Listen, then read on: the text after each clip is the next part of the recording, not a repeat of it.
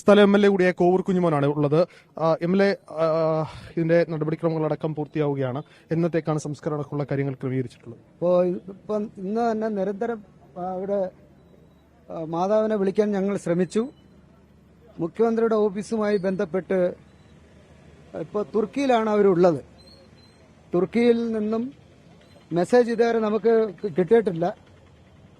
ഇന്ന് രാത്രിയോടുകൂടി മാതാവിൻ്റെ ഒരു അറിയിപ്പ് കിട്ടും. അപ്പോൾ അതിൻ്റെ അടിസ്ഥാനത്തിൽ ശവദാഹ ചടങ്ങ് തീരുമാനിക്കും. ഇപ്പോൾ ബോഡി കൊണ്ടുവന്ന് ഞാനും കൂടെ ഉണ്ടായിരുന്നു ആശുപത്രിയിൽ നിന്ന്. അപ്പോൾ ബോഡി പോസ്റ്റ്മോർട്ടം കഴിഞ്ഞ് നമ്മുടെ താലൂക്ക് ഗവൺമെൻറ് ആശുപത്രി വെച്ചിരിക്കുകയാണ്. ഈ മാതാവിൻ്റെ ഒരു കൺഫർമേഷൻ കിട്ടിയതിന് ശേഷം നമുക്ക് അതിന്റെ ഒരു തീയതി തീരുമാനിക്കാൻ കഴിയത്തുള്ളൂ. ഈ സംഭവിച്ച കാര്യം അറിഞ്ഞു കാണും, വളരെ ദുഃഖകരമായ കാര്യമാണ്. സ്കൂളായത് ഞാൻ 5 മുതൽ 10 വരെ പഠിച്ച പ്രധാനപ്പെട്ട സ്കൂളാണിത്. അപ്പോൾ ഇതിന്റെ ഇവിടുത്തെ എല്ലാ സിറ്റുവേഷനും എനിക്കറിയാം. എന്നാൽ ഞാൻ എപ്പോഴെങ്കിലും കണ്ടിരുന്നോ ഇത് ഇത്തരത്തിൽ? അല്ല, കണ്ടില്ല. ഇവിടെ കഴിഞ്ഞ ആഴ്ച പരിപാടിക്ക് വന്നിരുന്നു. അപ്പോൾ ഗ്രൗണ്ടിലോട്ട് പോകേണ്ട കാര്യമില്ലല്ലോ. എം എൽ എ വന്ന് സമ്മേളന ഹാളിൽ കയറി പരിപാടി ഉദ്ഘാടനം ചെയ്യുക, എന്നിട്ട് കുറെ നേരം ഇരുന്നിട്ട് പോകും. ഇതാണ് സാറിന്.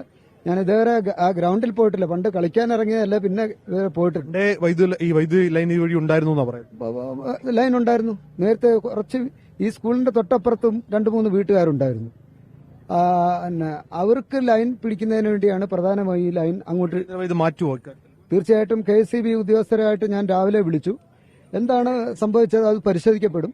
ഗവൺമെന്റ് റിപ്പോർട്ട് അനുസരിച്ചാണെങ്കിൽ വീഴ്ച ഒരുപാടുണ്ടെന്നാണ് നിർത്തുന്നത്. ഗവൺമെന്റ്, ബഹുമാനപ്പെട്ട ഗവൺമെന്റ് പൊതുവിദ്യാഭ്യാസ വകുപ്പ് മന്ത്രി ഇന്ന് ആദ്യത്തെ അന്വേഷണത്തിന് വേണ്ടി ഡെപ്യൂട്ടി ഡയറക്ടർ ഓഫ് കൊല്ലം ശ്രീ ലാലിനെ ഇവിടെ വിട്ടു. ലാൽ നേരിട്ട് വന്ന് അന്വേഷിച്ചു. ഇനിയിപ്പോൾ അവസാന റിപ്പോർട്ട് ഇന്ന് വൈകിട്ട് ഒരു 6 മണിയോടുകൂടി DPI ഗവൺമെന്റിന് സമർപ്പിക്കും.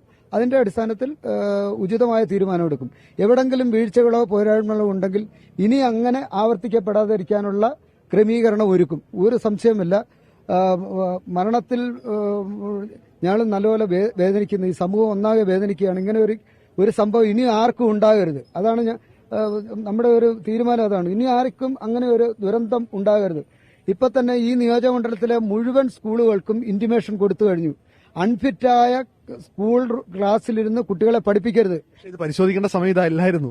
അതിനു മുമ്പ് ഒരു പരിശോധന നടത്തിയതാണ്. അല്ല, ജൂലൈ 2-ാം തീയതി ഇവിടുത്തെ മീറ്റിംഗ് കൂടി.